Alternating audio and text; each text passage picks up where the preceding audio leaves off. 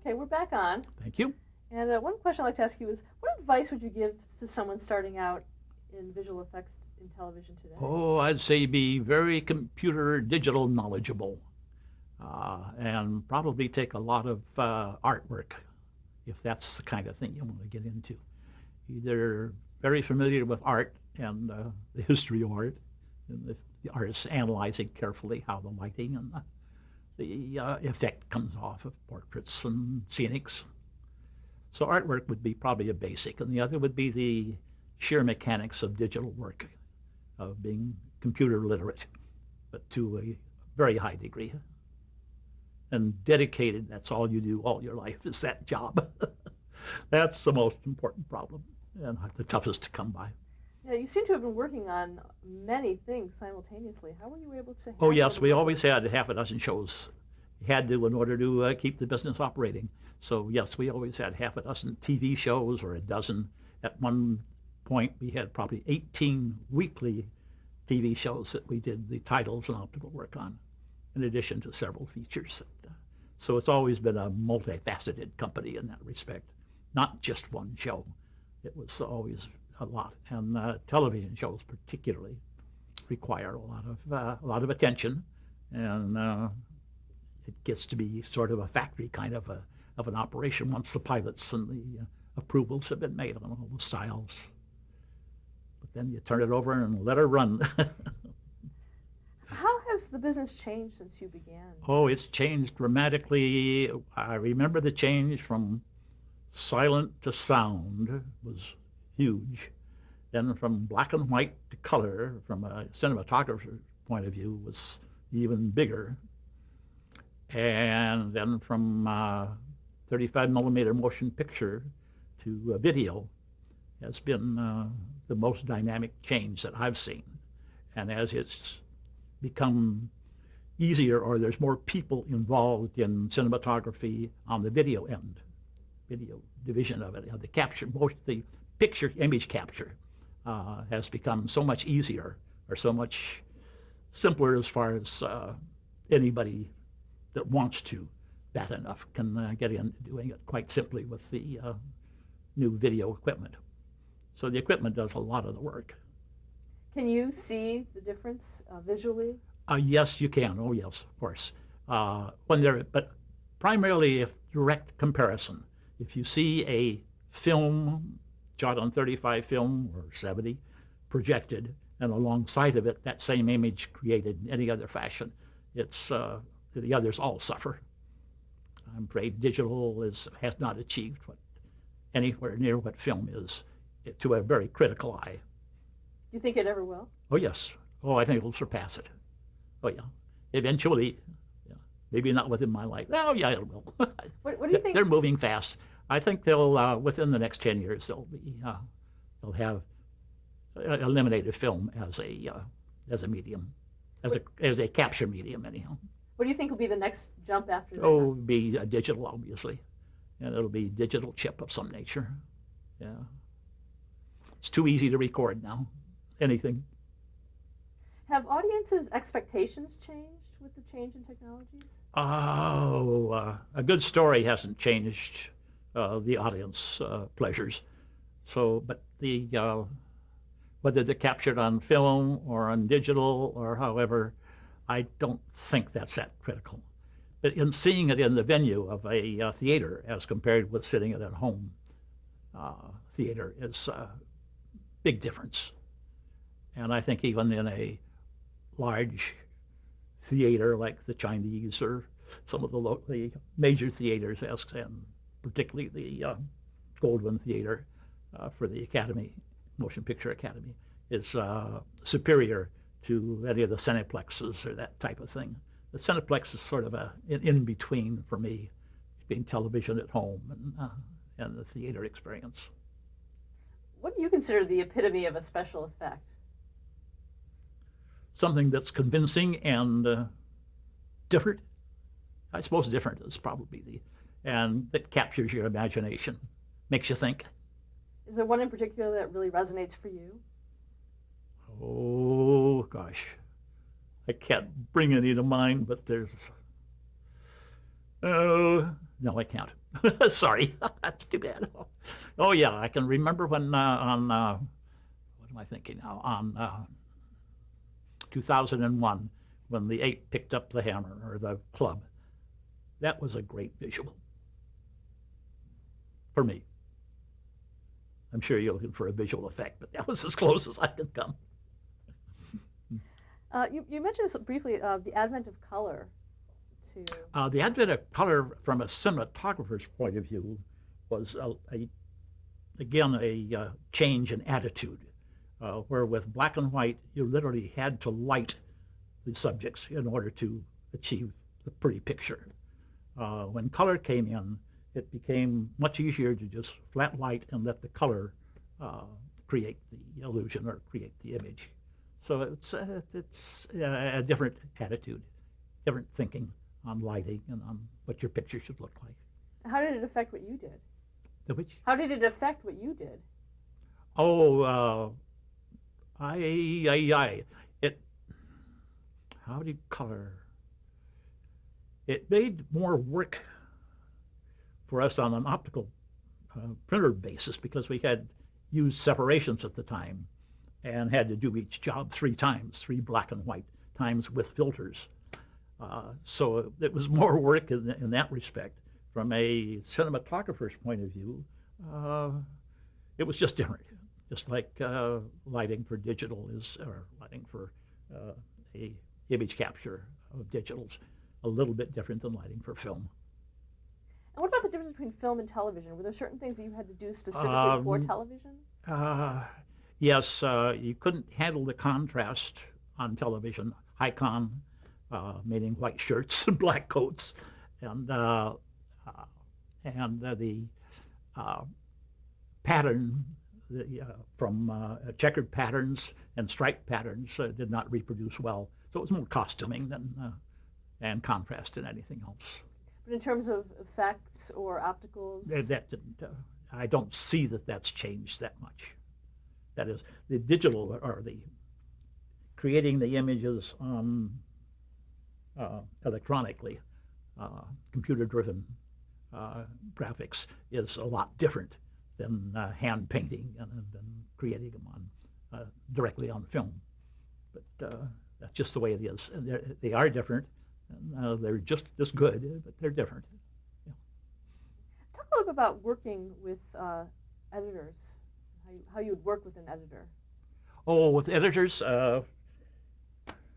different with each one, but there are some editors that are very creative, like to add scenes to, or add close-ups to clarify sequences, and Danny Kahn was probably the epitome of that. He would, every time he saw a picture, he wanted to see something closer, and we did a lot of insert work because on his shows, he wanted to show exactly what was happening. And Gene Fowler was a lot like that also. So some editors want to create, to clarify their sequences, where most of them want to tell the story clearly. And it's just a different, that's why there's different editors for different shows, different cinematographers for different projects too. It's a personality and point of view. And working with cinematographers, talk about working with cinematographers. What do they do? What was your relationship with the cinematographer? Oh, with cinematographers, we had to take their negative and duplicate it.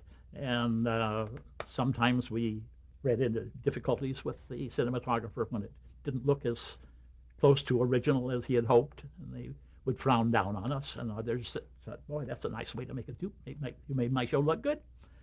So it has a lot to do with the original negative, the exposure and the balance, and how it's used. What about working with directors? And directors, some of them, in fact, most of them appreciate what you're doing, and they want to help you achieve the effect. They want to have you help them achieve the effect. And most directors in that are very anxious to work closely with you. Many cinematographers, when you come on a stage to do an effect that's been pulled out of their hands, stand back and say, "Hey, go ahead and do it," which puts you in a real critical position with the crew and try to do what you're supposed to be doing without the direction of the director of cinematography. So there are moments of politics on the stage, of course. What do you think has been the highlight of your career? Oh, once each day, I can't remember of any real highlight. The highlight that I can think of off the top of my head was in February of 02, or 04, excuse me, where I was presented with the ASC President's Award. That was probably the highlight of my career. It was a great night. It's been a wonderful couple of years since then. Any regrets in your career? Oh, yeah, every shot that I didn't get right. There's lots of them. I wake up in the middle of the night thinking, gee whiz, how did I blow that? So, yeah, a lot of regrets on shots that I didn't do properly or didn't achieve what I'd hoped to, either because of mechanical difficulties or just wrong concept. Yeah. How would you like to be remembered in the business? Oh, a good father, mostly. And talk a little bit about your family. Big family. Your family. Talk about your family. Oh, yeah, big family. Got, of course, the 4 children that my wife and I came up with, and 14 grandchildren and 7 great-grandchildren. So they've been prolific, so we've done very well, and I spend a lot of time with my family, yes, now that I can. Over the years, missed them a lot. Thank you so much for sharing your story with us. Oh, you're welcome, and thank you for the opportunity.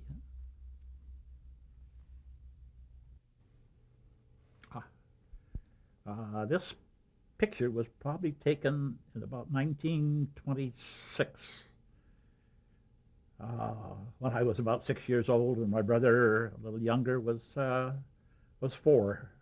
And that's my father with he's got the camera on a still tripod, and I think it's a 16 millimeter, either a Bolex or a Kodak, one of the early Kodaks before they came up with the Cine Spectral. And this is in our front yard in Culver City on Duquesne Avenue and Braddock. This picture was taken, probably by my brother, it looks like, and was down at Malibu. We were on the beach doing a miniature for a feature for Eddie Small. And that's my father in the white way in the background, and Dwight Warren, who was our operator, in the dark sweater behind the camera, and I'm standing alongside, making like I'm the star of the show.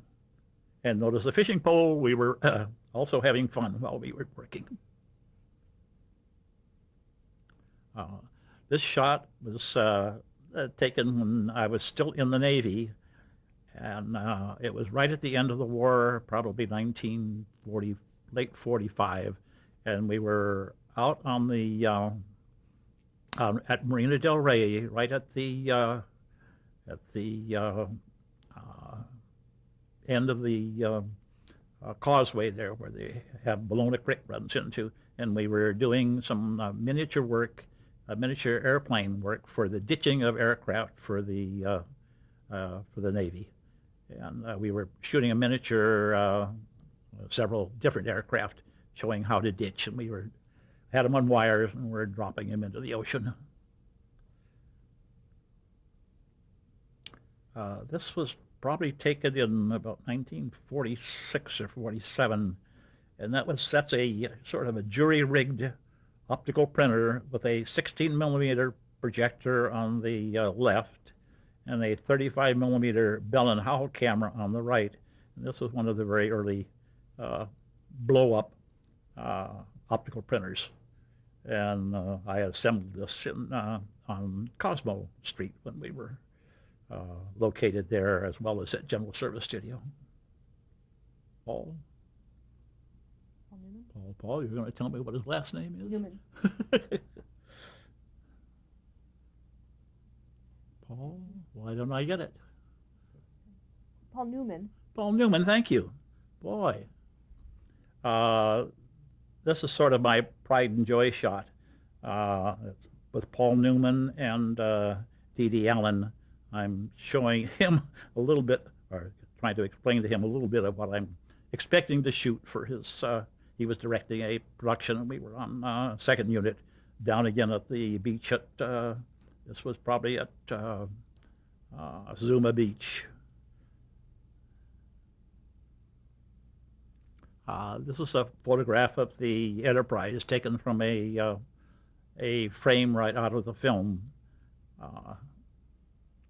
back in the late 60s. And I think we made this up for a page as a sponsor for the American Cinematographer Annual Awards Dinner. Where's the original model for the Enterprise? Beg pardon? Where's the original model for the Enterprise? The original's Census? all fallen apart. It was sent to the Smithsonian Institute back in the 60s or in the late 70s. And about early 80s, they called and said, hey, it's fallen apart. Can we make a new one? And so I got together with the original Dick Dayton, who had built the original one for us, and he had another group of guys that he knew could build it again, and so they built one like this and sent it back to the Institute. So it's the second one that they have there now. Who would have thought? Wild. This is one of our lineup people on a 35 millimeter film lineup bench, and he's examining the film frame by frame, looking for either dirt on it or a scratch or some kind of a problem, or he may be looking for a key number. Most of our work is related to the key numbers on the edge of the film that relate to the original negative that the film editors give us as key numbers to identify the frames. This is a shot of our projection room, and essentially you can see the board room there too, or at least the desk that we used as a meeting room whenever we had to get together. But the projection was it was strictly silent, and we viewed our dailies on that screen.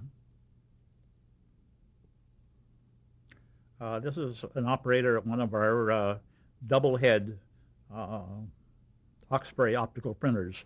There's a film unit projector in the back head closest to the left side of the screen, then another projector ahead of that the rear projector focuses on the same image size at the aperture. That's open aperture, and then the camera, of course, copies the two films together. Used principally for title work, where you're putting the black shadow. You put the black shadow in the back projector and focus it on the front projector, which has the background on it, and then copy that, and then wind back and put the white burn in the front projector, and copy that right over the other film. It's a double exposure. This is a shot of our lineup room at the optical department, and there's about half a dozen tables with the assistants doing the lineup work, meaning cueing the interpositives for the operators to start and stop their photography.